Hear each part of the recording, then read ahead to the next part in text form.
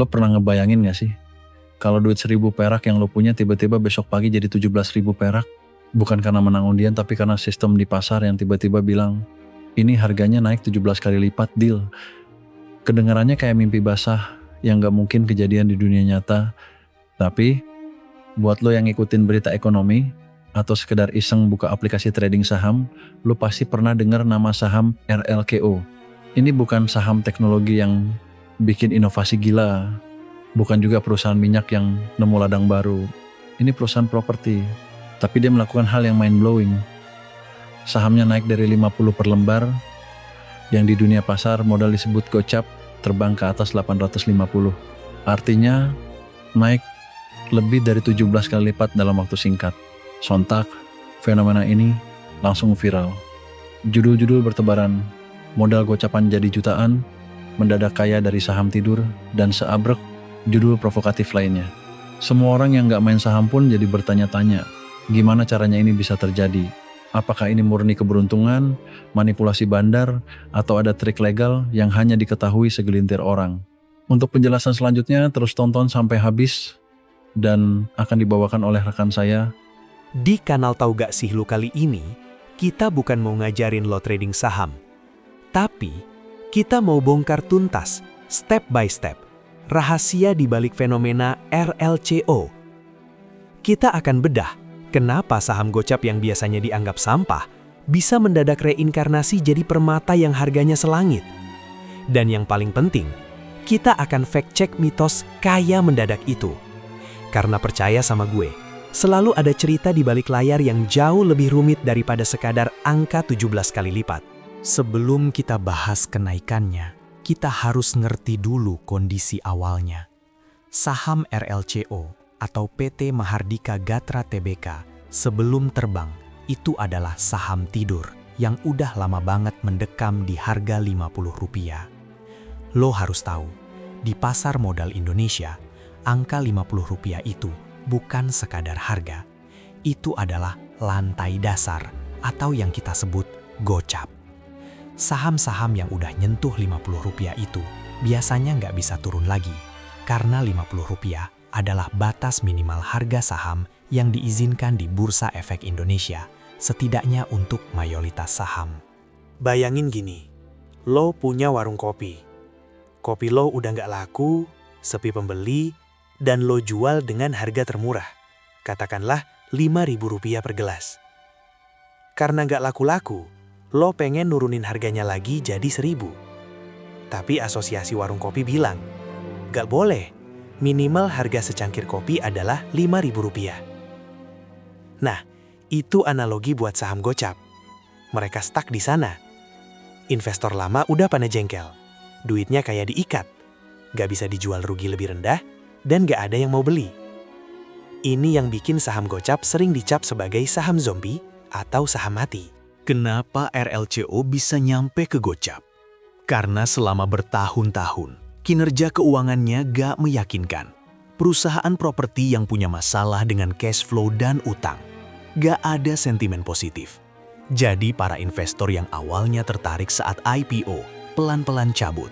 Jual sahamnya sampai akhirnya harganya mentok di angka keramat Rp50 itu. Lalu apa yang bisa ngehidupin saham zombie ini? Jawabannya ada di langkah radikal yang disebut corporate action atau tindakan korporasi. Ini adalah kunci pertama. RLCO melakukan sesuatu yang secara teknis sah dan legal. Namanya revaluasi aset. Bayangin lagi nih, di warung kopi lo tadi. Lo punya mesin kopi tua banget. Lo beli 20 tahun lalu seharga 10 juta. Di laporan keuangan lo, nilai mesin itu sekarang tinggal 500.000 karena udah kena penyusutan. Tapi tiba-tiba ada pakar yang bilang, tunggu dulu, mesin kopi lo ini mesin langka dari Italia, antik. Dan sekarang harganya di pasar kolektor bukan 500.000, tapi 500 juta. Apa yang terjadi? Kekayaan warung kopi lo di atas kertas langsung melonjak drastis. Asetnya naik. Secara akuntansi, perusahaan lo yang tadinya kelihatan compang-camping tiba-tiba jadi punya kekayaan bersih yang jauh lebih besar. Neraca keuangannya jadi seksi. Nah, RLCO melakukan ini, Mereka ngecek ulang nilai tanah, bangunan, dan aset properti yang mereka punya. Properti kan harganya cenderung naik dari waktu ke waktu. Aset properti yang tadinya dicatat dengan harga perolehan belasan atau puluhan tahun lalu, dinilai ulang dengan harga pasar sekarang. Boom! Nilai aset RLCO di laporan keuangannya langsung melonjak menjadi ratusan miliar. Ini bikin ekuitas perusahaan jadi gendut mendadak, menghilangkan kesan saham sampah yang selama ini melekat. Tapi tunggu, naik 17 kali lipat hanya karena revaluasi aset. Belum cukup. Revaluasi aset cuma bikin perusahaannya terlihat sehat di atas kertas.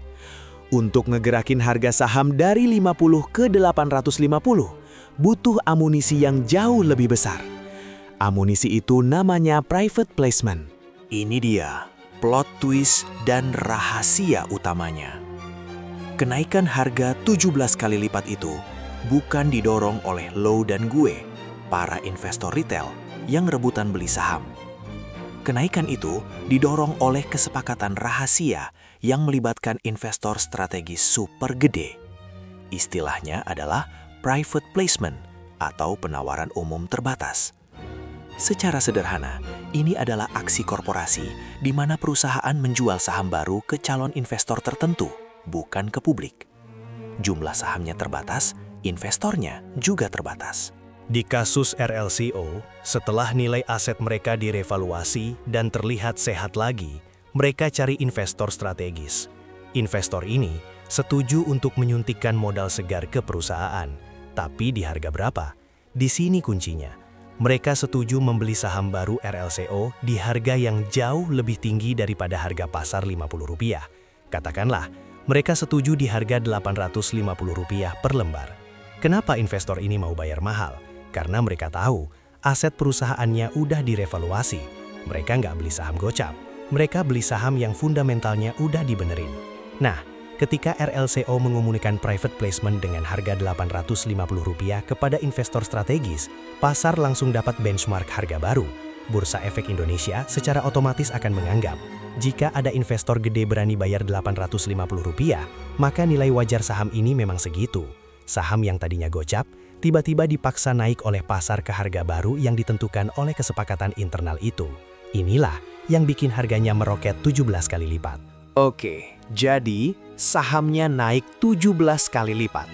Pertanyaannya, apakah lo, para investor retail yang kebetulan nyimpen RLCO di harga Rp50, mendadak jadi miliarder?